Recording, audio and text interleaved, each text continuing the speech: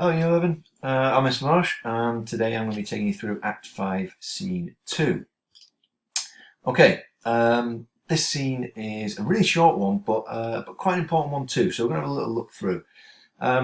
This scene, we see four lords of Scotland all sitting having a conversation, basically, and they're talking about, I guess, a lack of faith in Macbeth and how they're going to go and join Malcolm in the English forces.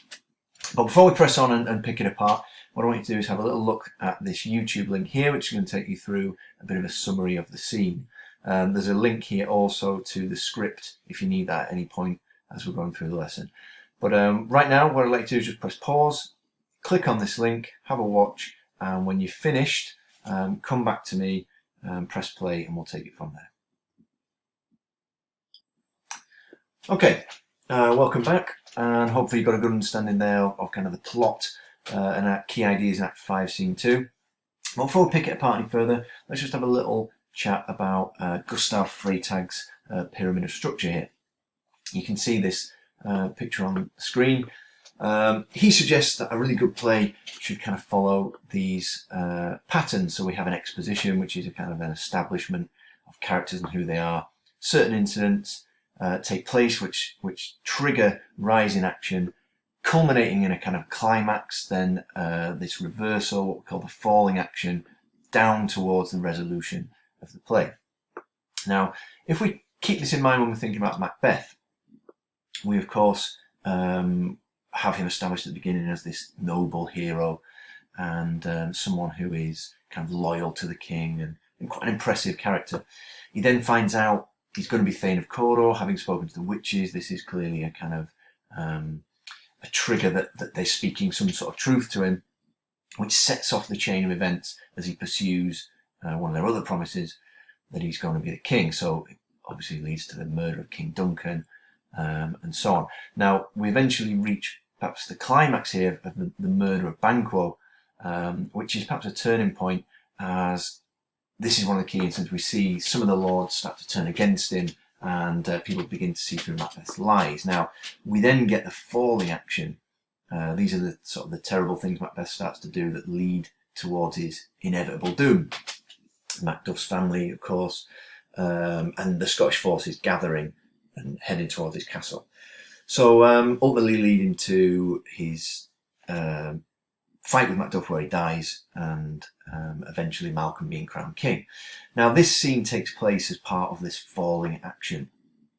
So we're going to take a little closer look and see what we can uncover.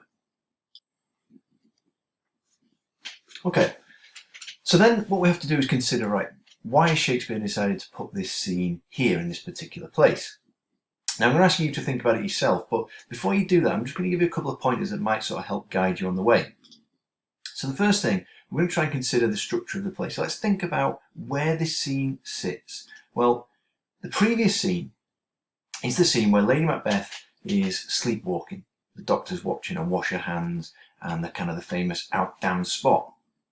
So this is where we see her kind of really cracking up. She's really, the guilt has consumed her, and she's struggling to come to terms with her role in the terrible things that she's done, that Macbeth has done. Now, the next scene, the one that follows Act 5, Scene 2, is going to show us more of the approaching army. And we're going to learn more about how Macbeth is putting the real pressure as the English get closer and closer. So let's consider, why might Shakespeare have wanted to actually include this short scene where the lords are talking about deserting him, right slap bang in the middle of those two scenes we've just mentioned there? Okay, why do you think he might have done that? What's the purpose? How is it adding to our appreciation, our understanding of the plot and of the character? Okay, so I'm going to ask you to pause this video now, have a little think, make a few notes. When you've done that, come back and unpause, and we'll go through it.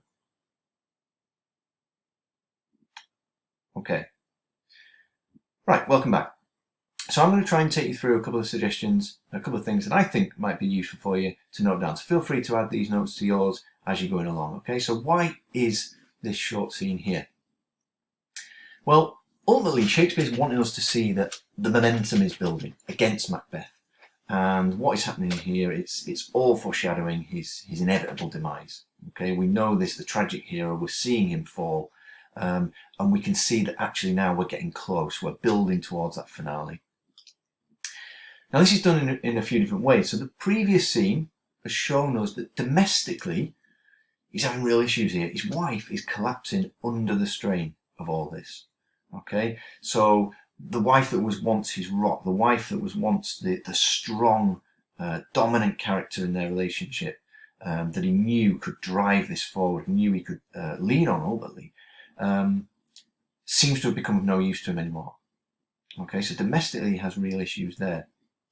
Now, in this scene, the lords and noblemen deserting him, they're meant to be helping him rule the country, rule Scotland. So nationally, he's got huge problems here. He's been deserted. His own men that are supposed to stand and support him are leaving to join the enemy.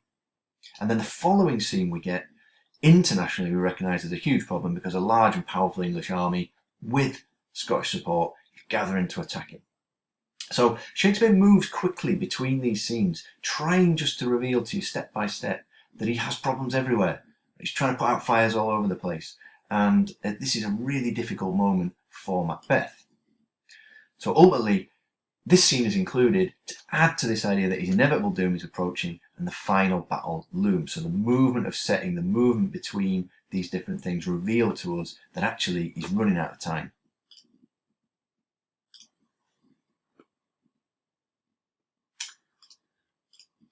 Okay, so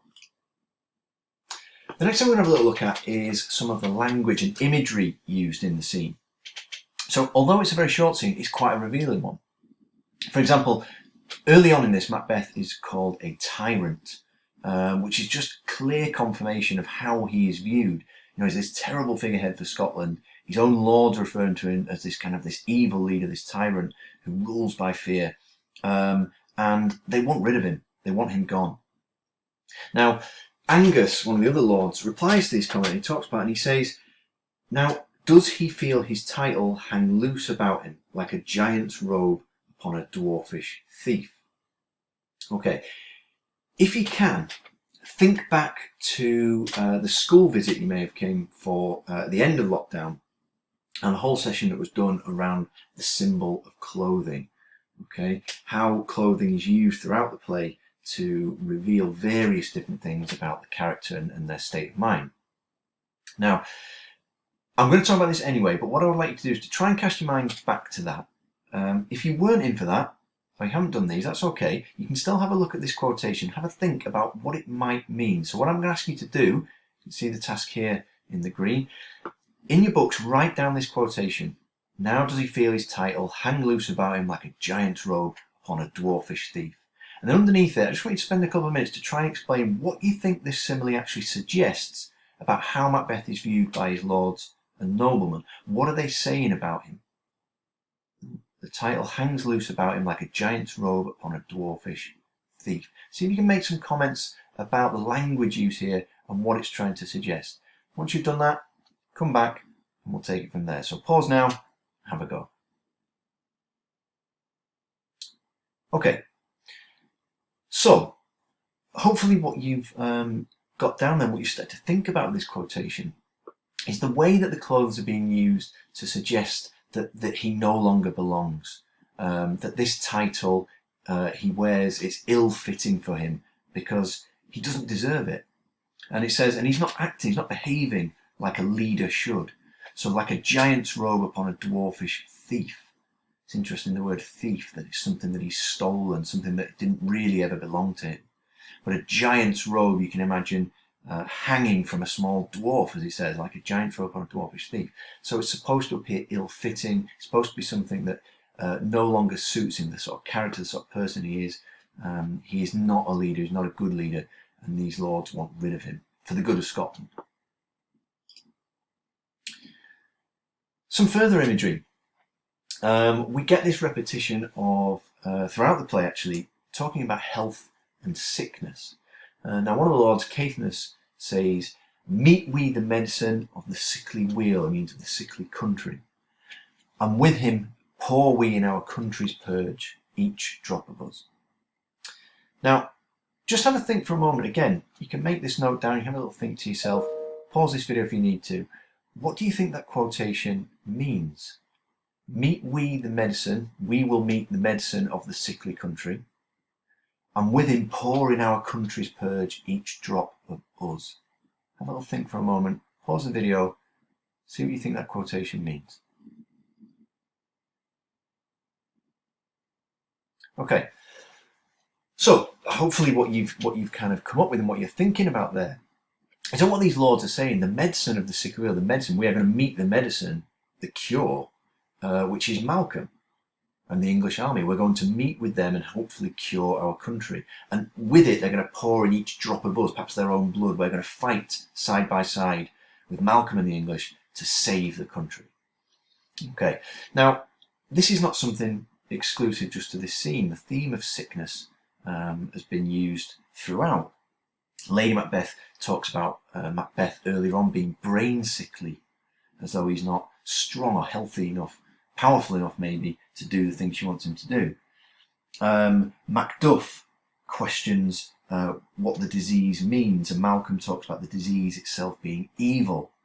And there are several references by the Doctor as well in Act 5 about the country and it being sick. Now, the irony, I guess, here is that Macbeth himself is that illness, that disease, that sickness.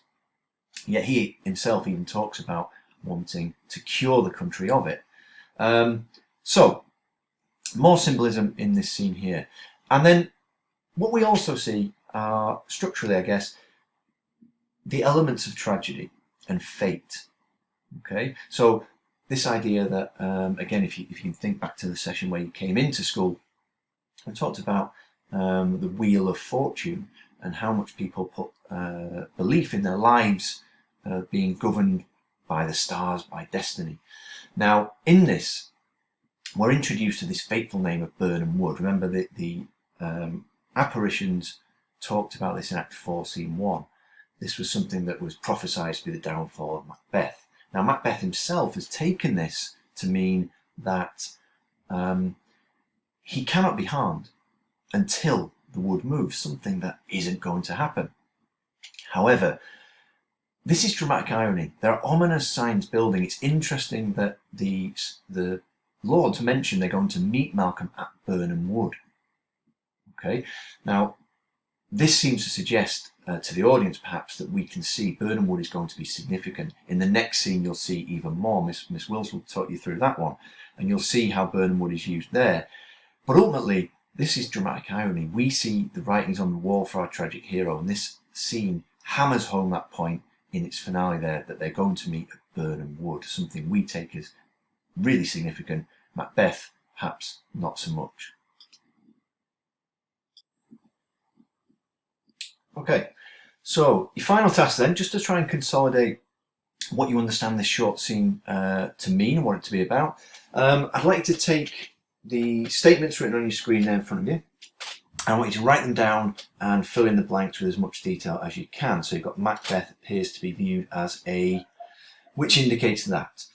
Then following that, you've got Shakespeare uses dramatic irony by having the soldiers make their way to, and so on. You can see, filling in the gaps. And lastly, the scene follows the last sighting of Lady Macbeth and acts as, okay, and see if you can complete those statements. When you have, write that up, take a picture of it, and then all you need to do is email that to your teacher and demonstrate to them that you've kind of got a grasp of this scene, and they can give you some feedback from there. Okay, thanks very much.